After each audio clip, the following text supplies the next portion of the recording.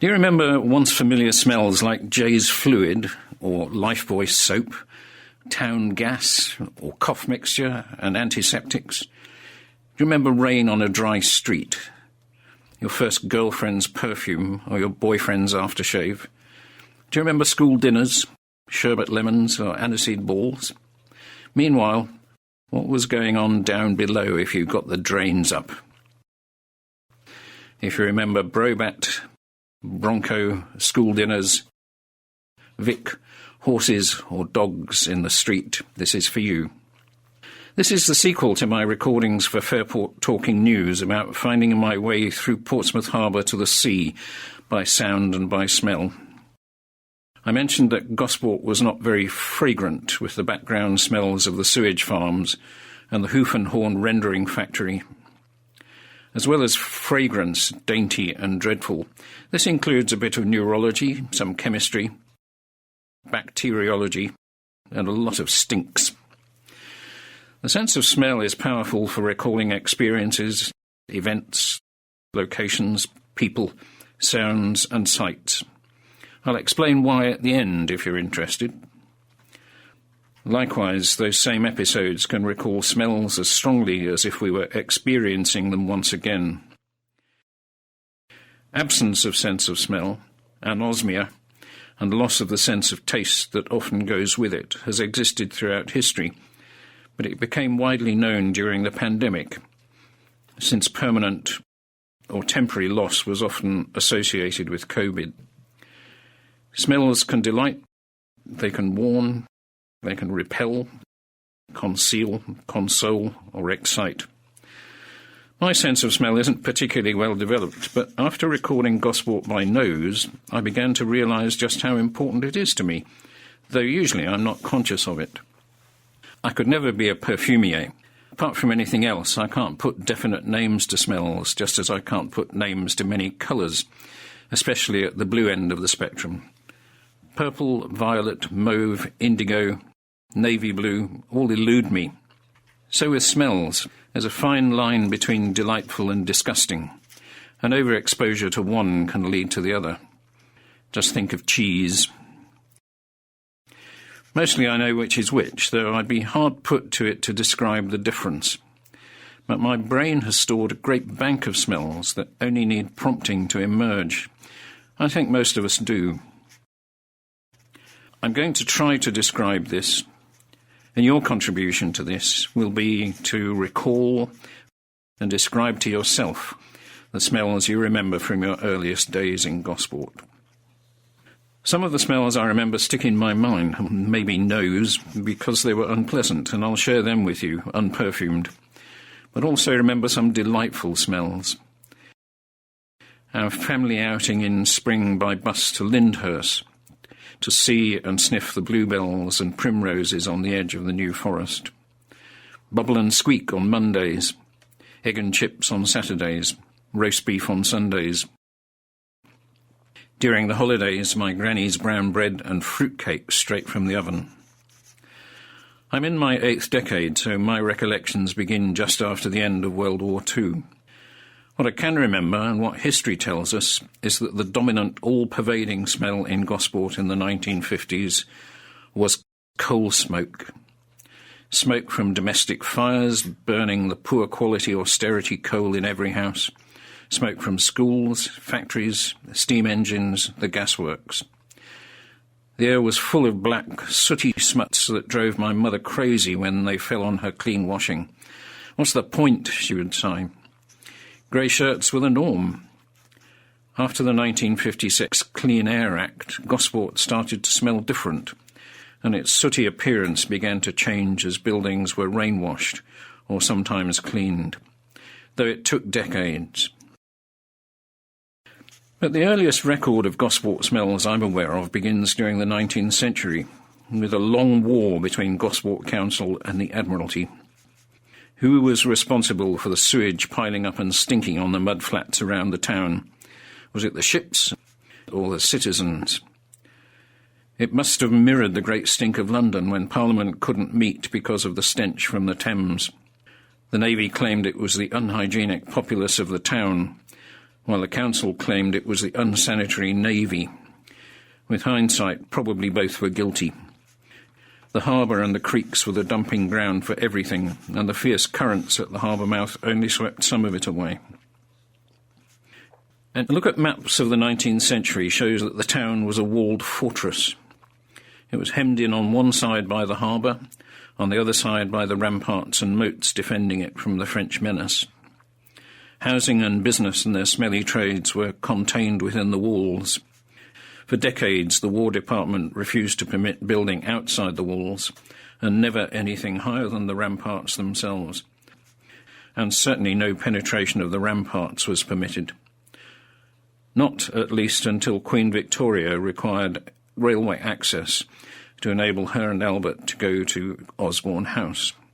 Due deference to the late Queen, but there was no easy exit for anything that caused unwanted smells.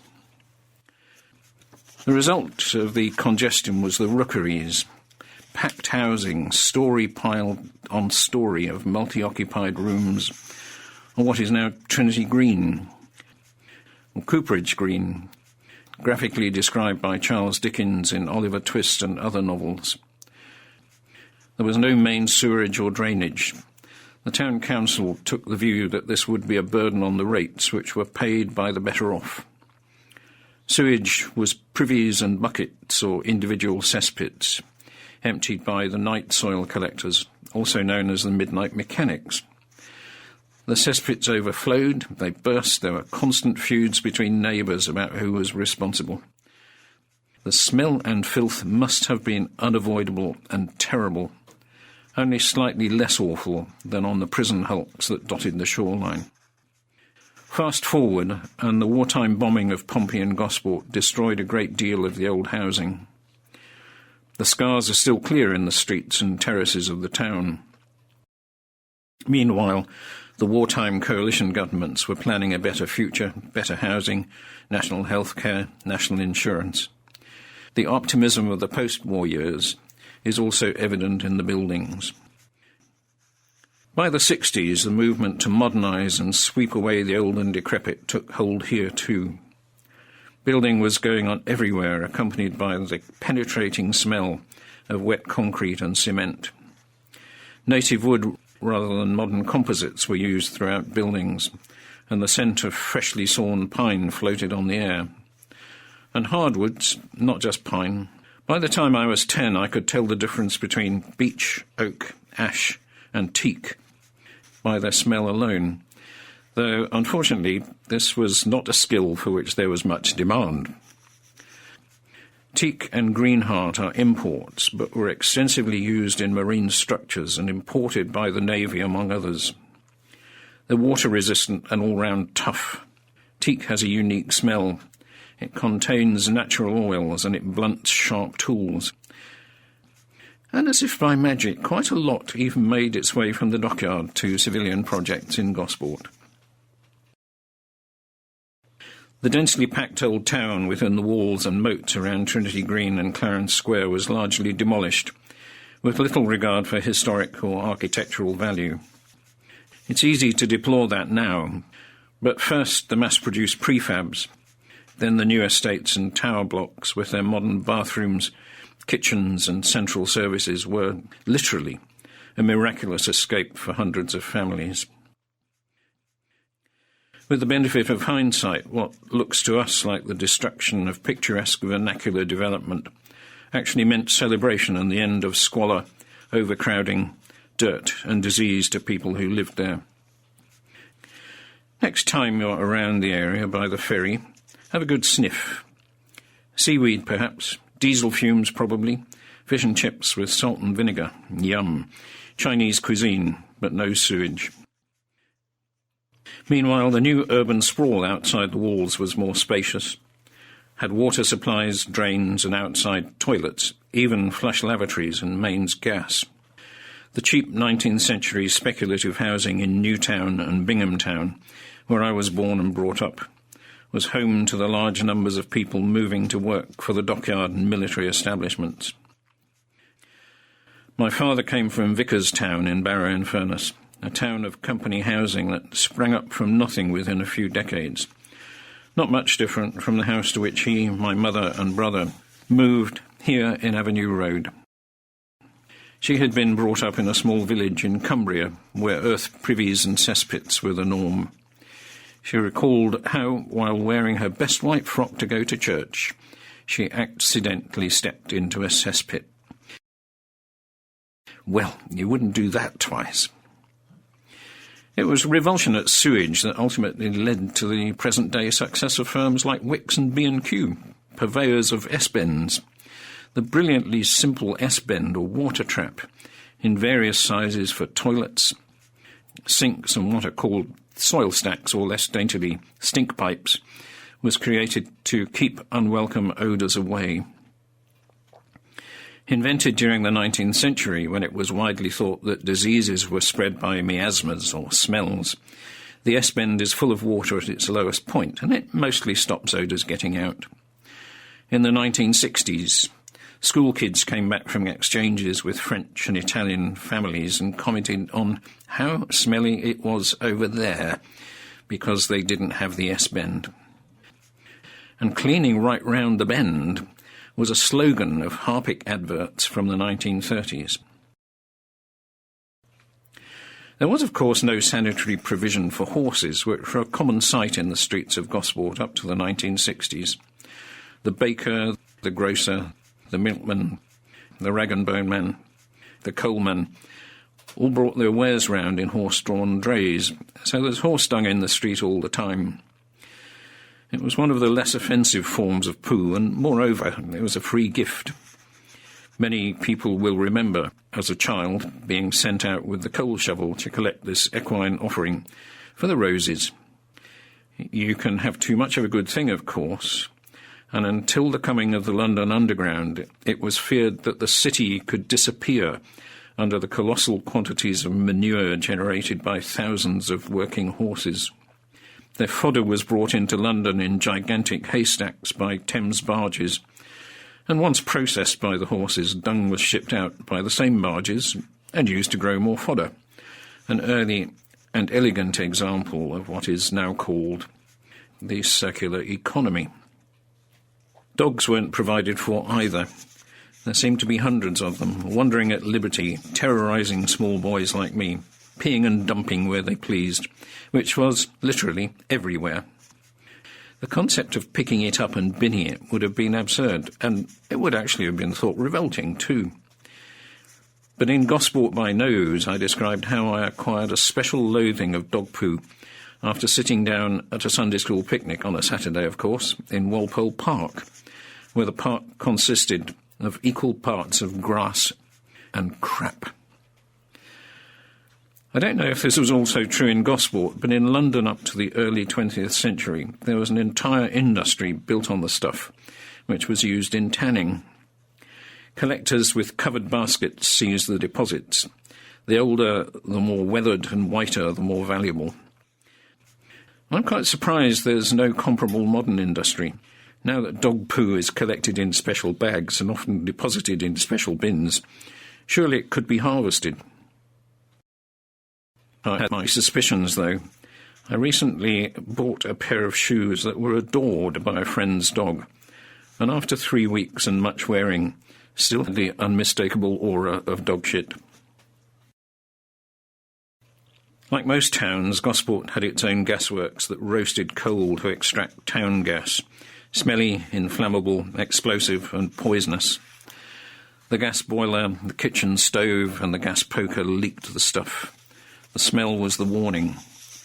This coal gas was often fatal from asphyxia or explosion, and the smell was such an important signal that it's now added to natural gas, which has no natural smell. It was sometimes reported and frequently rumoured that desperate people would commit suicide by putting their heads inside an oven and turning on the gas. Suicide was still a criminal offence, which seems bizarre and irrational now, but it also carried a terrible social, religious and financial stigma. So official reports of suicide were often glossed over and reported as accidental deaths. Gosport Gasworks stood close to the present site of Asda, and produced flames from surplus gas together with coke, whose main use was for smelting iron. Outside the works there were great heaps of cinders on which I often ripped my shorts as a small boy. Henry Court introduced a method of turning cast iron into the more versatile wrought iron at his works in Gosport, approximately where the Minute Road South car park is today. There wasn't a lot of smelting in Gosport, so perhaps the coke was taken up the street to Fareham, where Henry Court is better remembered. Coke wouldn't burn well on a domestic fire, but it would produce carbon monoxide, tasteless, odourless, and deadly. It wasn't all horrible smells, though. The byproducts of coal were important too, especially phenol and carbolic acid, which smelt clean. The reaction to grim smells swung hard the other way. Tar and creosote, now suspect as carcinogens, are especially memorable, and have an air of cleansing about them, hence the popularity of Wright's coal tar and Lifebuoy's soap. Jay's fluid was just one of the many forms of powerful disinfectant used liberally indoors and out. And the idea of antibiotic resistance had not yet arrived. Dettol was another, an ammonia derivative, and ammonia itself was a powerfully caustic cleaner. More emollient was the pink ointment used on Gray's knees, Germaline. Inexplicably, the popular toothpaste, still available, Euthymol, was also pink and smelt similar. And modern ointments for insect bites often rely heavily on the annoying smell of ammonia to distract attention from the sting itself. The 1950s were perhaps the first era of DIY, when householders began to improve the properties they owned or rented. Vast acreages of hardboard were used in making elegantly panelled but old-fashioned doors flush. And before the appearance of emulsion paint, entire lakes of distemper. Miles of wallpaper were produced at what was Ashley's, now the Sanderson Centre. The precursors were shops like Sherwin's or Flippance's that would sell you a dozen nails or cut a piece of wood to size. Their shops smelt deliciously of turpentine, not white spirit, a petroleum derivative, but the version distilled from wood, and now mainly used by artists working in oil paints. By the mid-20th century, the idea of germs had become well established, though few people had any idea of what they actually are, far less the distinction between bacteria, viruses and fungus. This hasn't changed. Most of us have never seen a germ. As patients, we still pester doctors for antibacterial medicines when we're actually suffering from viral infections like colds. As we now know, antiviral medicines are few. Most are recent inventions, and their effect on bacteria is negligible. The antiseptic quality conveyed by the smell was a feature of many products, regardless of whether it has any actual benefit.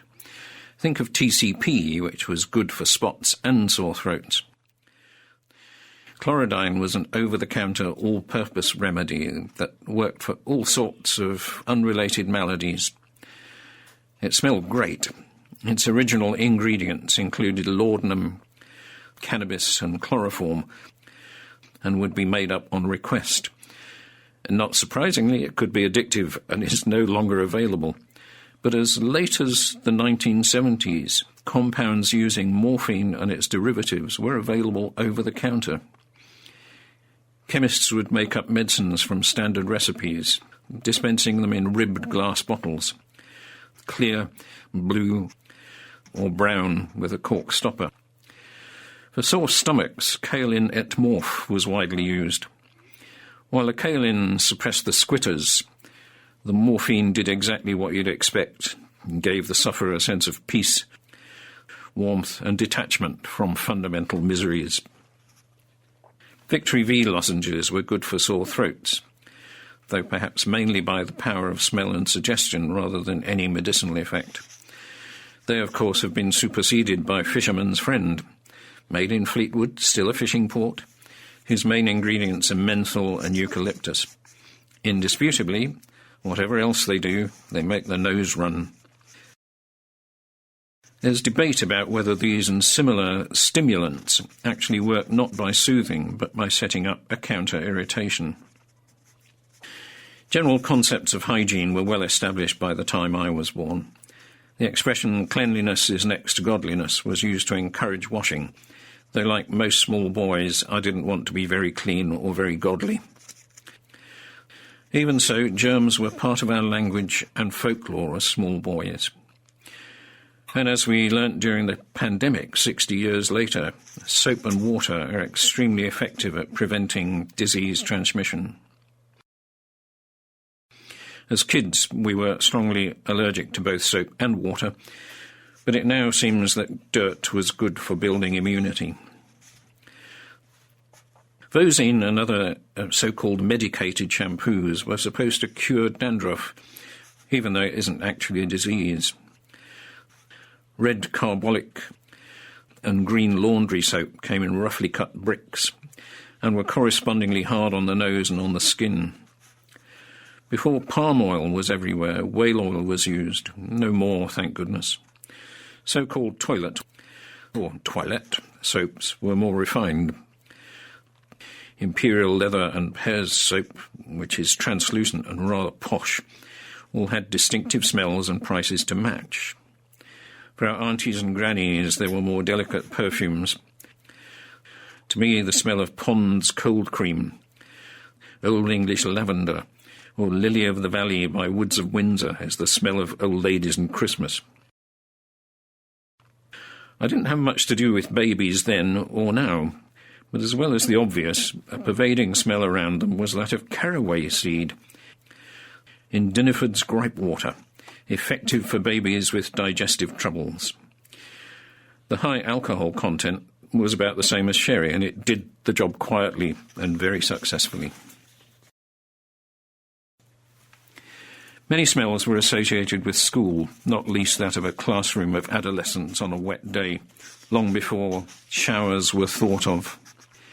The click of leather on willow had its own romance, though I'm embarrassed to say I've never actually seen the point of cricket, and it required bats and hockey sticks to be anointed with linseed oil. Waterproofing shoes and football or hockey boots was done with dubbin, a fragrant mix of beeswax, linseed and terps, which wore off before the second half of the game. Small boys are notorious for cohabiting with insects. Swarms of ants, silverfish, woodlice, earwigs, mosquitoes and fleas were a seasonal event and were deterred or annihilated with DDT and similar insecticides that are now banned. Or flypapers, versions of which were banned decades ago because of their arsenic content. Or other informal insecticides like paraffin. In this year, 2024, all sorts of insects and bugs have been in short supply, and there are environmental anxieties about this. One of the pervasive smells of Gosport in the 50s and 60s was rubber. Many things now made of plastic were once made of rubber. Mouldable, flexible, resilient, but always made in black or drab colours and rapidly perishable. There were fewer things in any case before the consumer boom. The flexible rubber gas pipes that connected your gas stove to the main tap. Wellies, rubber gloves, galoshes. The dreadful rubber mask that Mr. Williams, the dentist, put on your face so you breathed in laughing gas before your teeth were extracted. More exciting was the smell of what was euphemistically called surgical rubberware by Ona or Durex, when you finally plucked up the courage to respond to the barber's question, "Something for the weekend, sir?" Or outfaced the chemist and furtively bought your packet of 3. Now I think about it, the smell of those rubber goods was so grim that it's a miracle anything at all happened on those occasions. It was the unmistakable smell of sin. But before we got round to what was called heavy petting and actual hanky-panky, there was romance and, of course, snogging. This was also accompanied by distinctive smells. For our parents' generation, it was brilliantine and Brill cream, which made men's hair shine, and various toilet waters that held out the promise of the boudoir. By the 60s, we had perhaps become more sophisticated, and I have total recall, and incredibly, it's still available. It was popularised through clever advertising, as was Old Spice, artfully sold as aftershave, making perfume seem both manly and acceptable. Still available at only half the price of tweed. I can recall both of these smells right now, though I can't describe them. The smell of tweed still awakens teenage lust. I suppose in reaction to the years, indeed centuries, when everything smelt organic, that is to say like a compost heap or a cesspit, clean, sharp smells were attractive and desirable.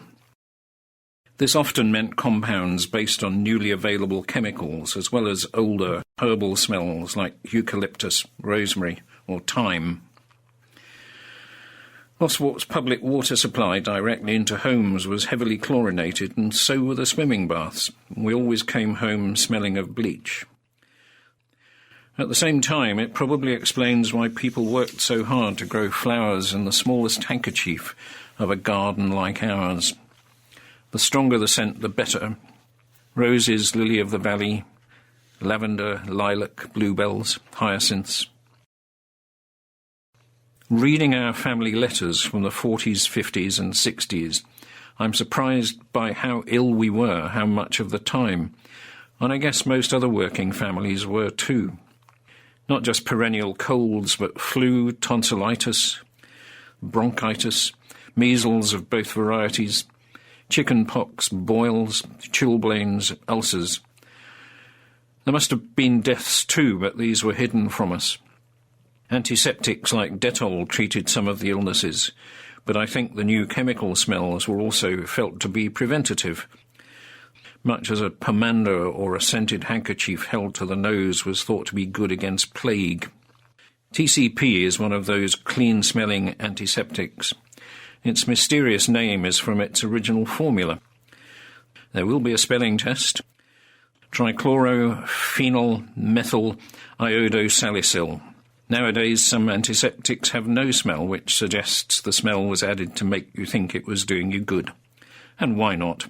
Primitive smells were hard to eradicate, so masking them was an easier option. And how better to mask one smell than with another? Now we use aerosol sprays, but the first such thing I remember was Airwick, originally a fat cylinder of wadding whose lower end sat in a bottle of greenish, pine-smelling fluid that slowly evaporated. Pine or eucalyptus were the usual choice for masking, and pine disinfectant featured largely in our lives. The fearful hard Bronco and Izal toilet rolls were medicated with a piney smell. A whole range of industrial smells had been invented up to the 1950s and were being used in imaginative ways. Anilines, amides, acetates, phenols, ammonia. Even the flavour of pear drops, a favourite sweet for kids, was a manufactured chemical.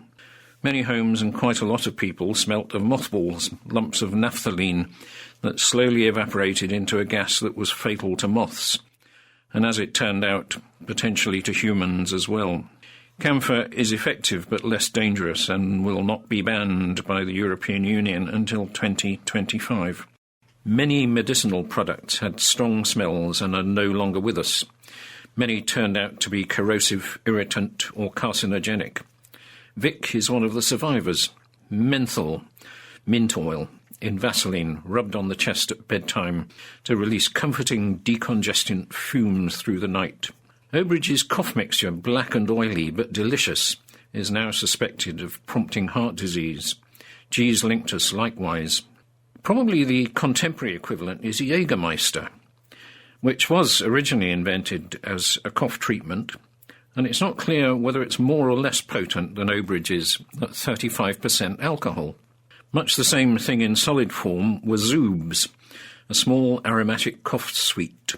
Zoobs, Zoobs, Zoobs are good for your tubes, as the advertising jingle went.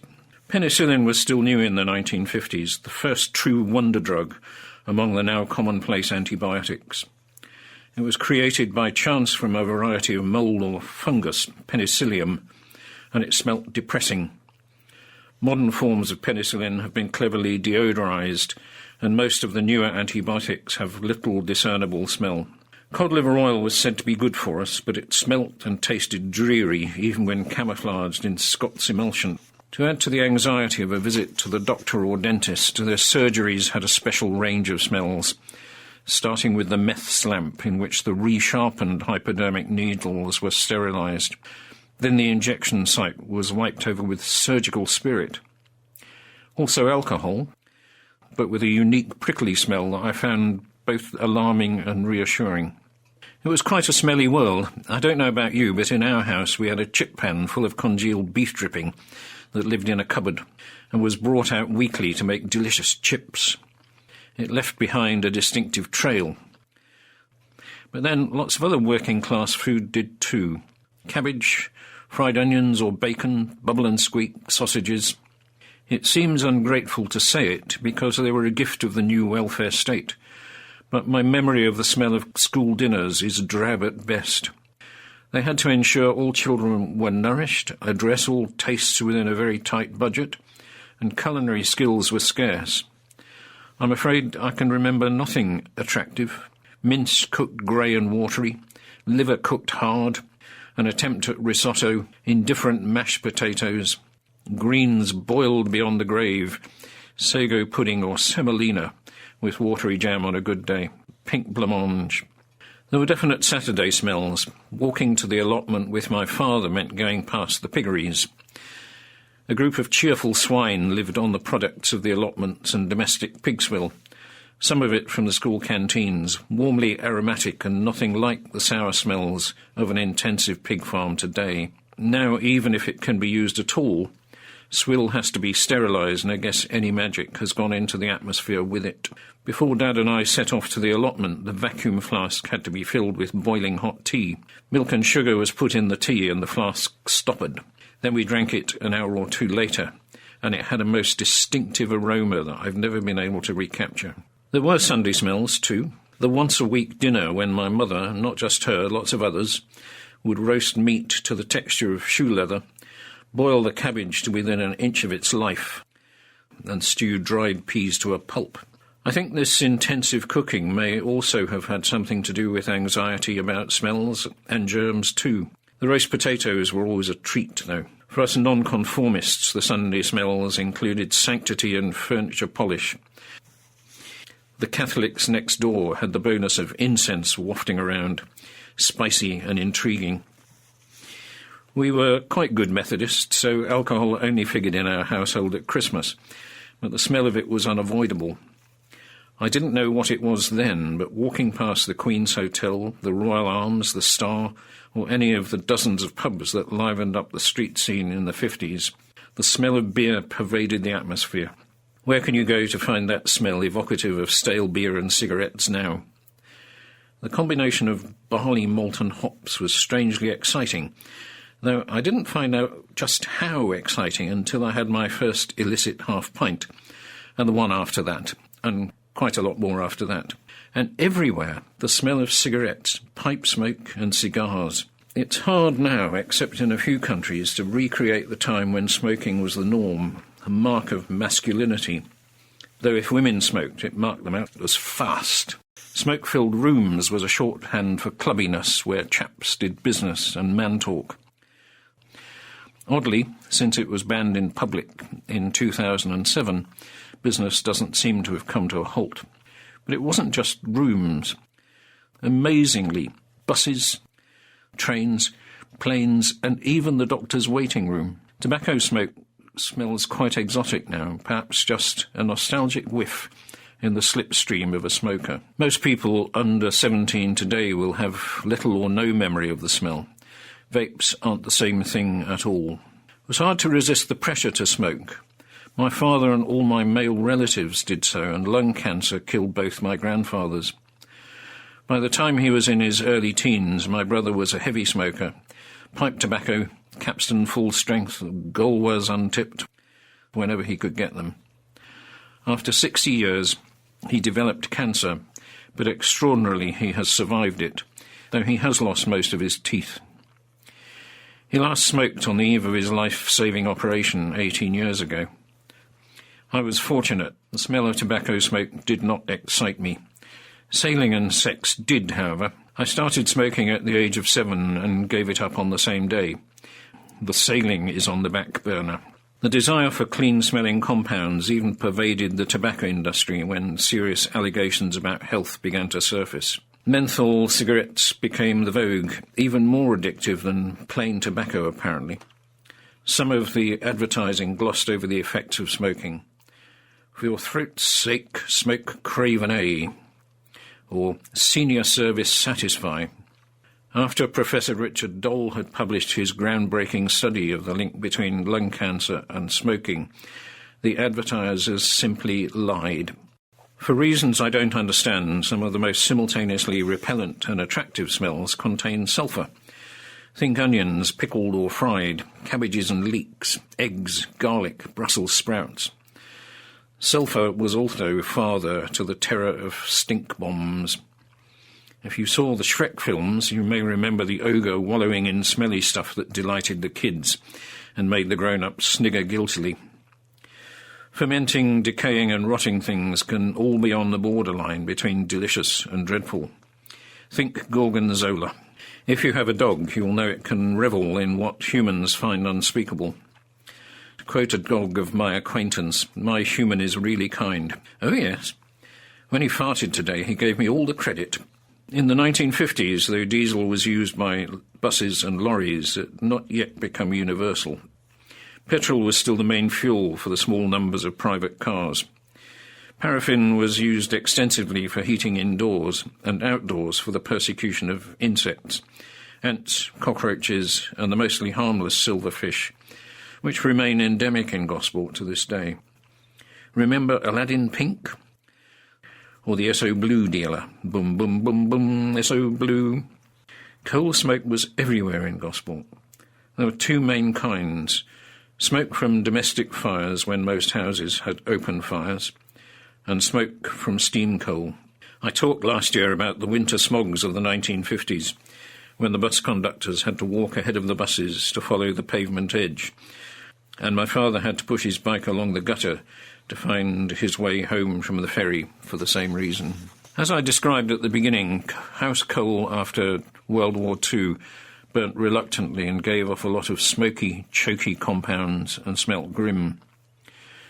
Steam coal smelt less grim. It was mainly used in the locomotives that chuffed up and down from Gosport Station, the steam traction engines and road rollers, and the remaining coal-fired ships in the harbour. I worked on one in the 1960s. It's always associated in my mind with the smell of kippers in boxes and homing pigeons in baskets, waiting at stations. But both kinds of smoke were pungent and persistent. You may remember being able to taste it at the back of your throat. Recently I came across the HMS Sultan coal-fired steam lorry on the roadside, and I had to stop for a sniff. It's been working for over 90 years. Instantly, I was 6 again. When the smell of Gosport today comes to be documented for the Heritage Open Days in 2074, what do you imagine will be claimed as the most prevalent smell on the streets? My guess is cannabis. And finally, why are smells so powerfully evocative? It's for the same reason that people, not you of course, snort coke. Can anybody point to their olfactory bulb? I wouldn't let anyone see you do this, but if you push your finger well up your nose, the olfactory bulb is just beyond it. This is a ganglion, a great knot of nerves tucked away up your nose, and it's one of the few parts of the central nervous system that's directly exposed on the surface of your body. Smell connects immediately with part of your brain that plays an important role in emotion, memory, and learning, subconsciously as well as at conscious levels. That's why.